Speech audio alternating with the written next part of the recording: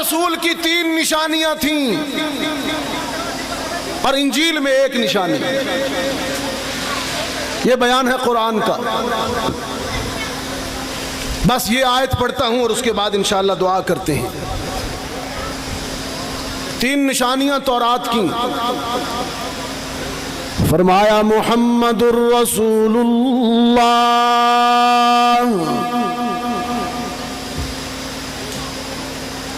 والذین معہ اشداء علی الکفار، 1 رحماء بینہم، 2 تراہم رکعا سجدا یبتغون فضلا من اللہ ورضوانا سیماہم فی وجوہہم من اثر السجود. 3. اب ترجمہ نہیں کروں گا، اتنا وقت بھی نہیں ہے، اور آپ بھی ماشاءاللہ پڑھے لکھے ہیں نا، اتنا تو آپ کو بھی سمجھنا چاہیے. یہ 3 نشانیاں اصحاب رسول کی تورات میں. قرآن کہتا ہے ذالک مثلہم فی التورات. اصحاب مصطفیٰ کی یہ 3 نشانیاں تورات میں آئیں. وَمَثَلُهُمْ فِي الْإِنْجِيلِ كَزَرْعٍ أَخْرَجَ شَطْأَهُ فَآزَرَهُ. اور انجیل میں تو ایک کھیتی کی مثال دی گئی، ایک باغ کی، ایک گلشن کی مثال دی گئی کہ اصحاب رسول کھیتی ہیں، گلشن ہیں، پھول ہیں، باغ ہیں، اور ان کا باغبان، ان کا نگہبان، ان کا مالی محمد الرسول ہے.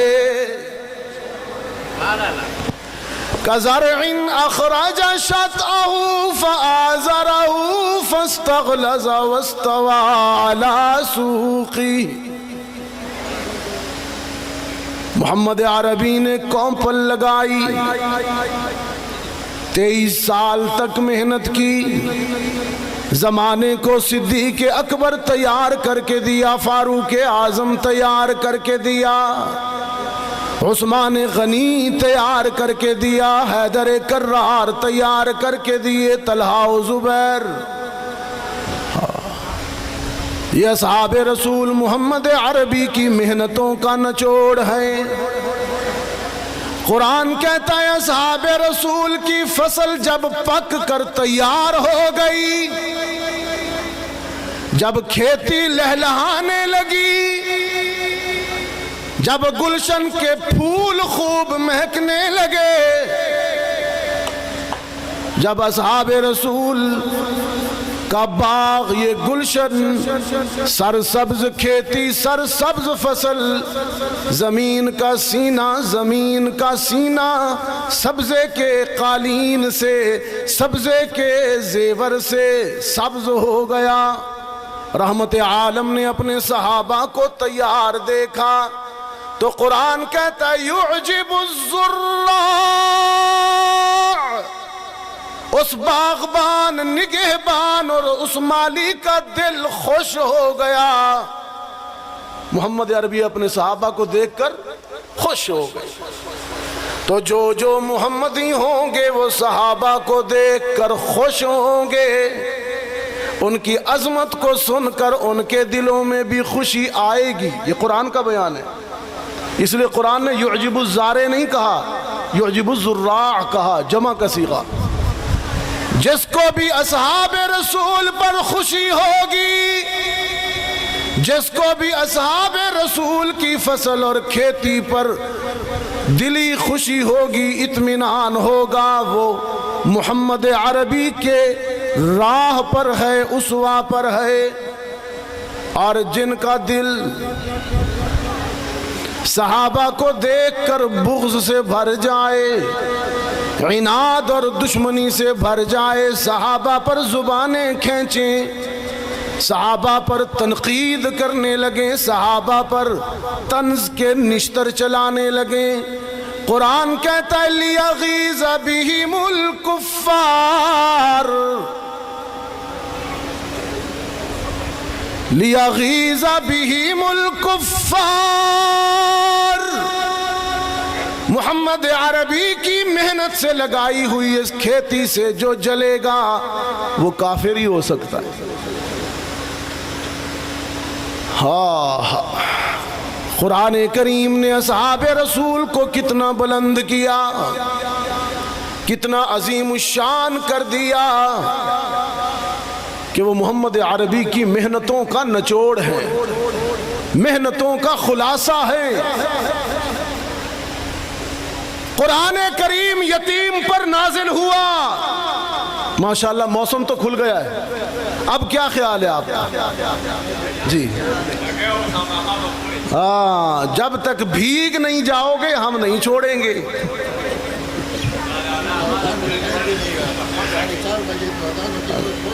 ابھی وہ ٹائم ہے ماشاءاللہ۔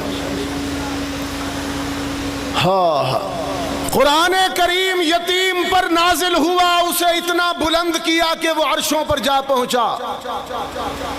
یہاں پر ایک اپنا تاثر، ایک اور تاثر آپ کی، آج تو موسم کی خوبصورتی کی وجہ سے دل میں باتیں آتی جا رہی ہیں، یہ پتہ نہیں آپ کا لطف، آپ کی توجہ ہے یا قرآن کی محفل کا اعجاز ہے یا قاری حسن صاحب کی یہ اخلاص ہے۔ قرآن کریم یتیم پر نازل ہوا،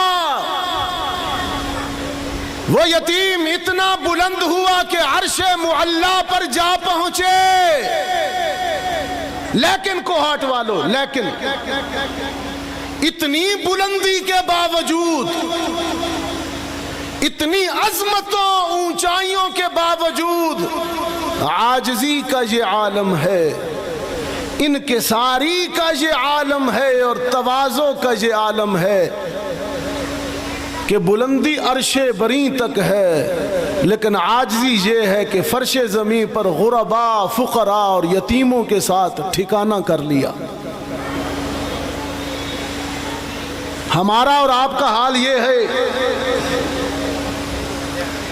کہ اگر معدے میں اچھا کھانا چلا جائے یا جیب میں تھوڑی سی دولت آ جائے تو ہماری گردن میں اکڑاؤ آ جاتا ہے، ہم بندے کو بندہ نہیں سمجھتے۔ گاڑی پہ بیٹھنے والا، پیدل چلنے والے کو، سائیکل سوار کو انسان ہی نہیں سمجھتا۔ تکبر کی انتہا ہے۔ تمہاری کیا دولت یا کیا عروج؟ عروج تو آمنہ کے لال کا ہے، لیکن اتنے عروج کے باوجود بھی اللہ سے وہاں جا کر عرض کی، یا اللہ مجھے عرش بری پر بلا کر یہاں جس خطاب سے مجھے پکارنا ہے، مجھے رسول یا نبی کہہ کر نہیں بلکہ اپنا بندہ کہہ کر پکارنا۔ مجھے تیری بندگی اور تیری عبدیت پر ناز ہے۔ اس لیے قرآن نے جب واقعہ معراج بیان کیا تو سبحان الذی اسریٰ بعبدہ کہا، سبحان الذی اسریٰ برسولہ نہ ہی سبحان الذی اسریٰ بنبیہ۔ عبدیت کا شاہکار ہے، بیٹھا ہے چٹائی پہ اور عرش نشیں ہے۔ وہ پتہ نہیں پہلے بھی آپ کو سنایا کہ نہیں، سلطان الاولیاء حضرت سلطان باہو رحمت اللہ علیہ، لوگ کہتے ہیں نا جی فلاں بزرگ بڑا پہنچا ہوا ہے، وہ اپنی ذات کی نفی کرتے ہیں۔ پنجابی میں کہتے ہیں، پنجابی سمجھتے ہیں؟ چلو آج ایک شعر پنجابی کا بھی سن لیں۔ ولیوں کی پہچان کے لیے، بزرگان دین کی پہچان کے لیے کہ اللہ کا اصل ولی وہ ہوتا ہے جو کسر نفسی سے کام لیتا ہے، جو اپنے آپ کو کچھ نہیں سمجھتا۔ صدیق اکبر رضی اللہ تعالیٰ عنہ کا مقام کتنا بلند ہے کہ قرآن نے انہیں صاحب رسول کا لقب دیا، زبان نبوت نے انہیں صدیق کا لفظ دیا، لیکن کسر نفسی پہلے صدیق کی سن لیجیے۔ صدیق اکبر کبھی کبھی تنہائی میں بیٹھ کر کہا کرتے تھے،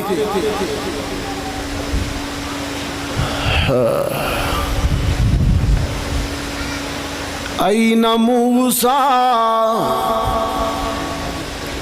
أين عيسى أين يحيى أين نوح. حالانکہ شاعر نہیں تھے صدیق اکبر، لیکن یہ کسر نفسی دیکھیے.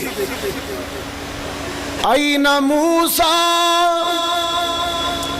أين عيسى أين يحيى أين نوح.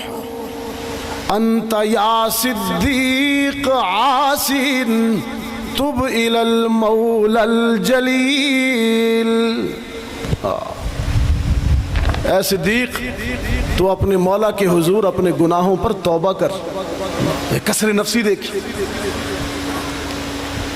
قل لنار ابردی یا رب فی حقی کما.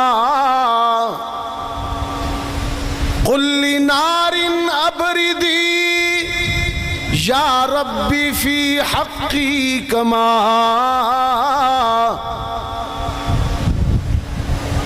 قلت قلنا یا نار کونی بردن فی حق الخلیل. کیف حالی یا الہی لیس لی خیر العمل سوء اعمالی کثیر زادو طاعاتی قلیل.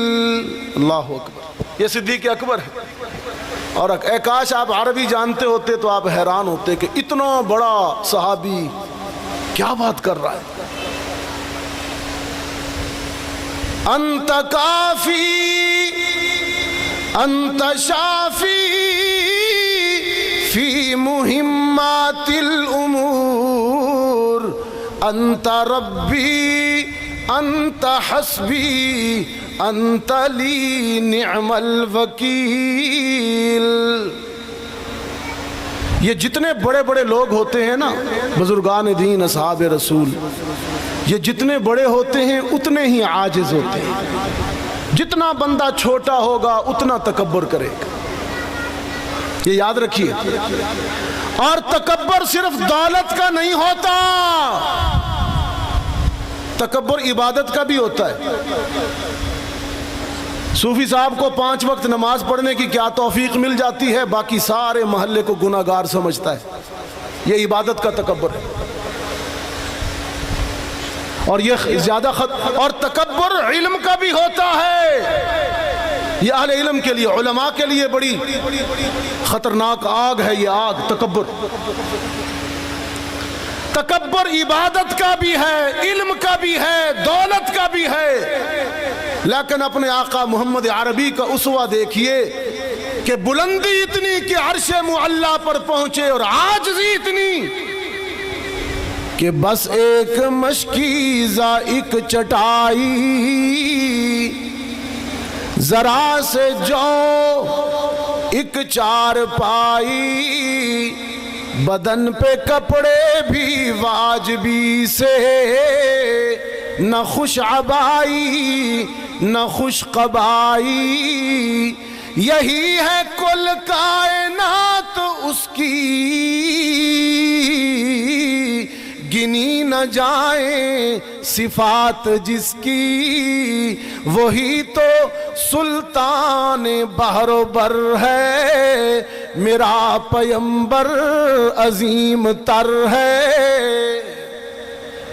میرا جی چاہتا ہے کہ جب میں کہوں، یہ کافی لمبی لائن ہے سیرت رسول پر، کہ جب میں کہوں میرا پیمبر عظیم تر ہے تو آپ بھی میرے ساتھ کہیے، وہی تو سلطان بحر و بر ہے، میرا پیمبر. نہیں یہ لفظ ہو عظیم اور اتنی چھوٹی سی آواز، لفظ عظیم اور آواز صغیر. میرا پیمبر. قاری صاحب کھانا نہیں کھلایا، کھانا تو بھائی میں نے بھی نہیں کھایا. میرا پیمبر عظیم تر ہے. سپیکر میں نہیں، پھر تو یہ تو پھر مزہ نہیں ہے نا. عظمتیں ہیں، عظمتوں والا پیغمبر ہے. وہ کہا کہ جو اپنا دامن لہو سے بھر لے، مصیبتیں اپنی جان پر لے، جو تیغ زن سے لڑے نہتا، جو غالب آ کر بھی صلح کر لے، اصیل دشمن کی چاہ میں بھی مخالفوں کی نگاہ میں بھی امی ہے، صادق ہے، معتبر ہے، میرا پیمبر عظیم تر ہے. اور جسے شاہ شش جہات دیکھوں، شاہ شش جہات ہے، 6 جہتوں کا پیمبر ہے، اوپر نیچے آگے پیچھے دائیں بائیں، ان 6 جہتوں میں جہاں تک خدا کی خدائی ہے وہاں تک محمد کی مصطفیٰ ہے. نعرہ تکبیر، نعرہ تکبیر، سر بکف سر بلند، سر بکف سر بلند، غیرت مند جرت مند، عظمت قرآن. جسے شاہ شش جہات دیکھوں، مقام کتنا بڑا ہے کہ سارے جہانوں کا پیمبر ہے، سارے جہانوں کا رسول ہے. لیکن کوہاٹ والوں عاجزی دیکھیے، انکساری بھی دیکھیے. جسے شاہ شش جہات دیکھوں، اسے غریبوں کے ساتھ دیکھوں. عنان کونوں مکان جو تھامے، عنان کونوں مکان جو تھامے، کدال پر بھی وہ ہاتھ دیکھوں.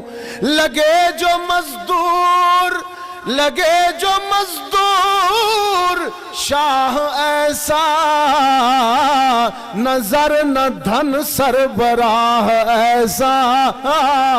فلک نشین کا زمین پہ گھر ہے، میرا پیمبر عظیم، میرا پیمبر. نہیں مزہ نہیں، جو زبان خاموش ہے وہ بولے. میرا پیمبر، میرا پیمبر، میرا پیمبر. ہاں، اور یہ جو ربائی پڑھنے لگا ہوں یہ اہل علم و دانش کے لیے، پڑھے لکھے حضرات کے لیے. وہ خلوتوں میں بھی صف بصف بھی،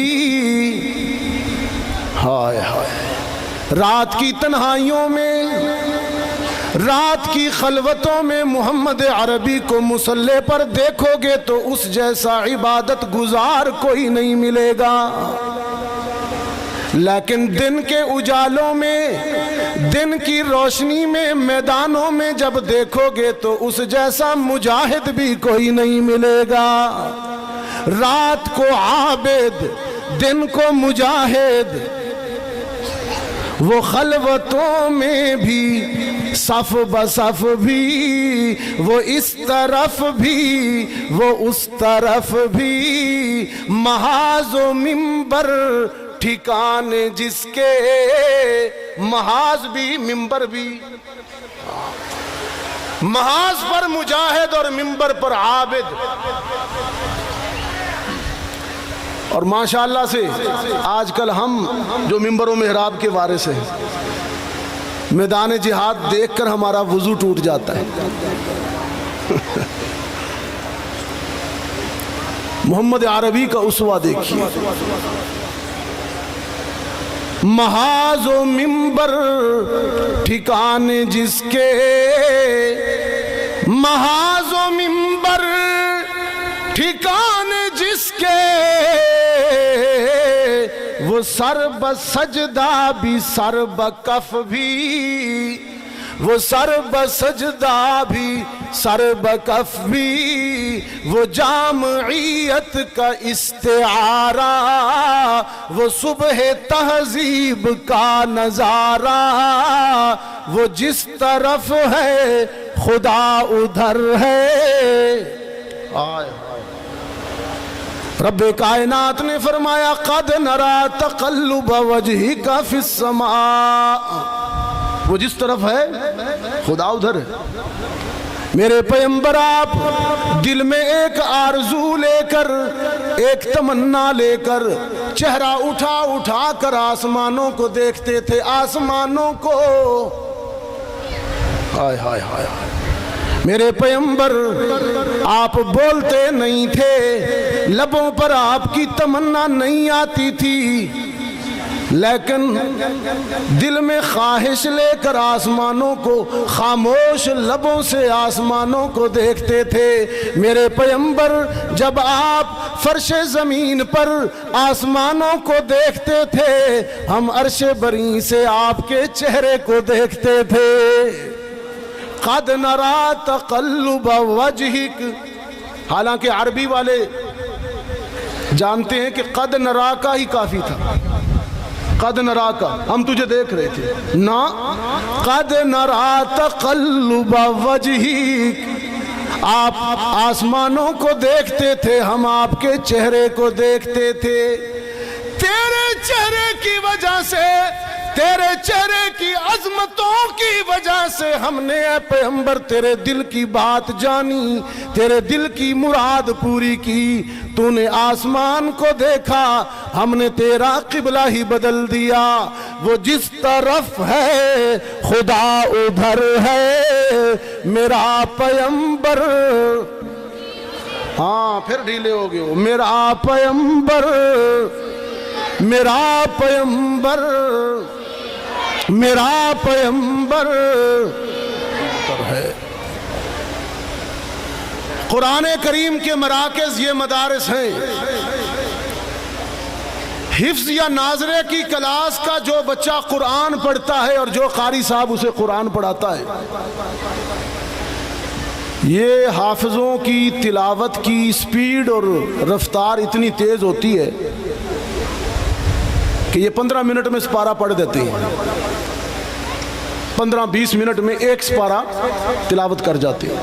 الحمدللہ آپ میں کوئی 1 گھنٹے میں کرتا ہوگا، کوئی پونے گھنٹے میں، کوئی آدھے گھنٹے میں۔ یہ حفاظ اور قاری صاحبان 15-20 منٹ میں ایک پارہ پڑھ جاتے ہیں۔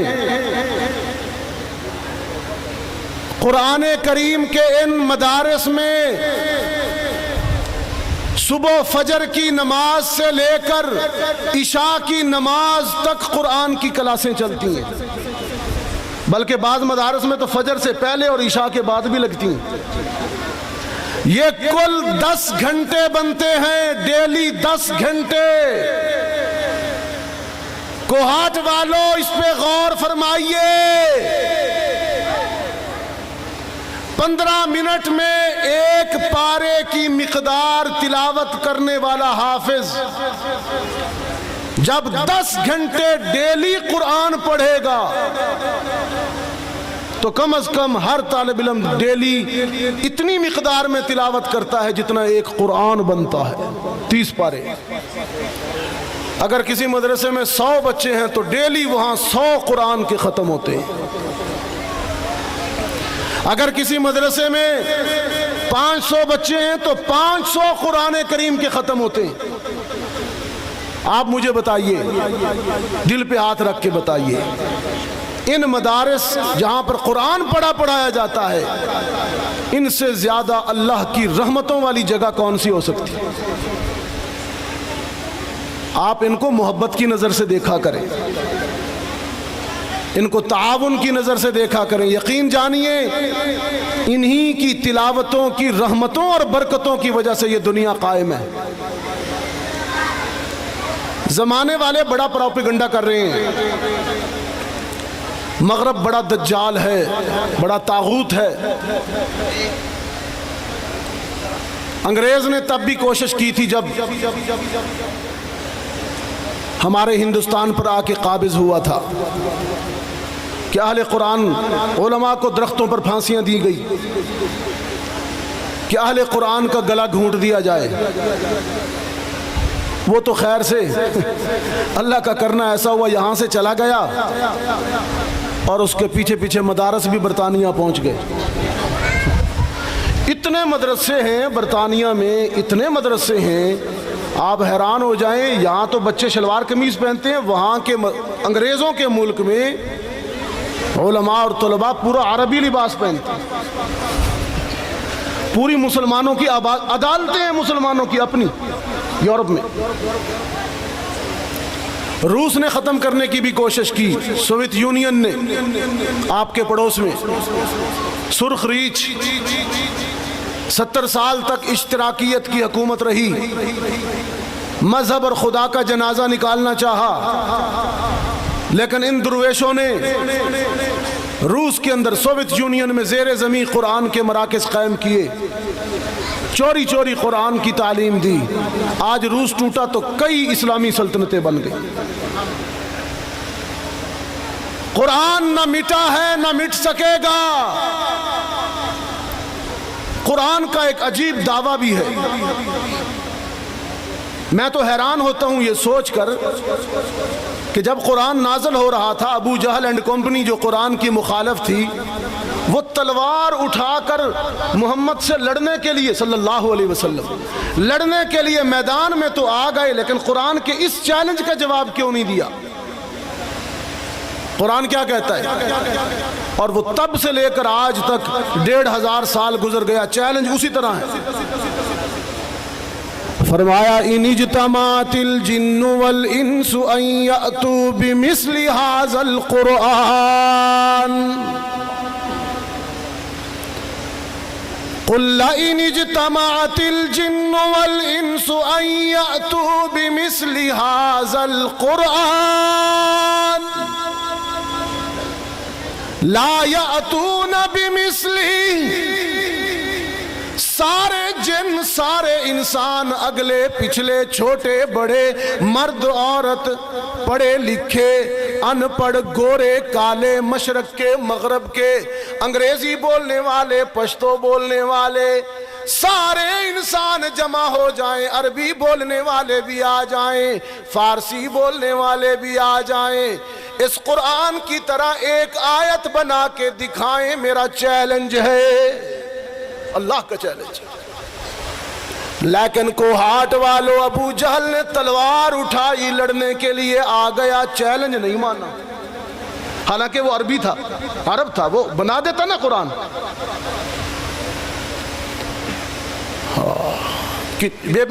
بہت اہم بات کہہ رہا ہوں، اسے ہلکا نہ لیجئے گا.